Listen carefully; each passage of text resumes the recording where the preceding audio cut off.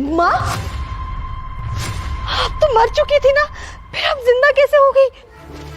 देखिए मेम साहब, मैं आपकी कोई माँ नहीं हूँ। आप अपना ऑर्डर लें और मुझे फ्री करें। माँ नहीं हूँ? भला मैं अपनी माँ को नहीं पहचानूंगी? आप झूठ क्यों बोल रही हो? आप ही मेरी माँ हो। देखो मेम साहब, फ्री में ऑर्डर लेने का आपने अच्छा बहाना बनाया। अपनी माँ बोलकर मुझसे फ्री में ऑर्डर लेना चाहती हो, पर मैं आपके झांसे में आने वाली नहीं हूँ। मैं जा रही हूँ। मुझे कुछ नहीं चाहिए फ्री का, मुझे बस मेरी माँ चाहिए। मुझे पूरा यकीन है कि आप ही मेरी माँ हो। मेम साहब, आपकी आंखें ठीक है? खराब तो नहीं हो गई हैं? एक मामूली डिलीवरी वाली को अपनी माँ बनाने पर क्यों तुली हैं आप? माँ, आप ऐसा क्यों बोल रही हो? आप मान क्यों नहीं लेती कि आप ही मेरी माँ हो जो मर चुकी थी?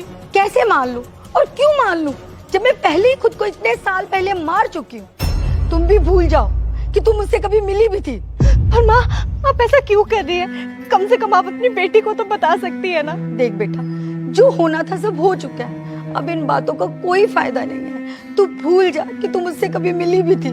माँ, आपको मेरी कसम, प्लीज आप मुझे सच सच बताइए कि आप ये मरने का नाटक क्यों कर रही है?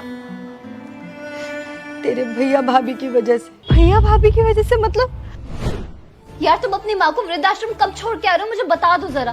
मैं तंग आ गई हूँ रोज रोज उनकी बीमारी का इलाज करते करते। उनकी रोज सेवा करो, बर्तन धो, कपड़े धो, पता नहीं क्या कुछ। अगर इतनी सेवा करी तो माँ की जाके सेवा करूंगी ना अपने मायके में। अरे शांत हो जाओ तुम। देखो, हमें ये सब करना पड़ेगा क्योंकि जितना ज्यादा माँ खुश रहेंगी ना, उतने ज्यादा चांसेस हैं कि वो अपनी सारी प्रॉपर्टी हमारे नाम पे कर सके। और एक बार अगर प्रॉपर्टी सारी हमारे नाम पे हो गई ना, उसके बाद माँ अलग और हम अलग, दैट्स इट। तब तक तुम झूठा ही सही लेकिन माँ की सेवा करने का नाटक करती रहो और बस एक मौके की वेट करो कि मैं माँ से बात करूं और ये सारी प्रॉपर्टी अपने नाम पे करवा सकूं। ये हुई ना बात। अब बता बेटा, क्या करती मैं उस घर में? भैया और भाभी की इतनी हिम्मत कि वो आपको ऐसी बात करे। माँ, आप मेरे साथ चलिए माँ, मैं उनको अभी बताती हूँ। नहीं नहीं बेटा, अब इस सब की कोई जरूरत नहीं है। तुम्हारे भैया भाभी सारी प्रॉपर्टी अपने नाम पे करवाना चाहते थे ना, पर मैंने उससे पहले मरने का नाटक किया और सारी प्रॉपर्टी उस वृद्धाश्रम के नाम कर दी और खुद भी वहीं जाकर रहने लगी और पार्ट टाइम में ये डिलीवरी का काम करने लगी। पर माँ, अगर आपको भैया भाभी से प्रॉब्लम थी तो आप मेरे पास भी तो आ सकती थी ना। बेटा, जब मेरे अपने बेटा बहू ने मुझे रखने से मना कर दिया तो मैं तेरे पास किस मुंह से आती? तो फिर पराई हो चुकी।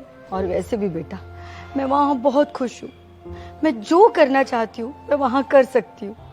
तुझे मेरी फिक्र करने की कोई जरूरत नहीं है। पर माँ, आप मेरे होते हुए वृद्धाश्रम में रहेंगी। जब तुझे नहीं पता था तब भी तो रहती थी ना, पर अब तो मुझे पता है ना। माँ प्लीज, आप मेरे साथ मेरे घर पे चलिए। आज से आप मेरे साथ रहेंगी। यहाँ पे आपको ना कोई प्रॉब्लम नहीं होगी। नहीं नहीं बेटा, सबके लिए मैं मर चुकी हूँ। अगर मैं यहाँ रहने के लिए आ गई तो सब लोगों को पता लग जाएगा। और वैसे भी मैं वहाँ बहुत खुश हूँ और मैं नहीं चाहती कि किसी को कुछ भी पता चले। और जब तेरा मुझसे मिलने का मन करे ना, तो मुझसे मिलने वहाँ आ जाना। और ज्यादा मन करे ना तो ऑर्डर कर देना, मैं डिलीवरी लेके आ जाऊंगी। अब तू ये ऑर्डर ले और एंजॉय कर। और हाँ, मुझे 5 स्टार रेटिंग देना मत भूलना। Yes mummy.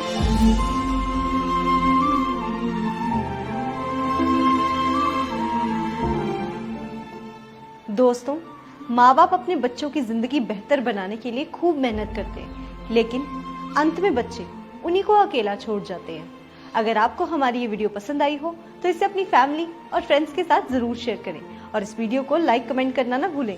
धन्यवाद।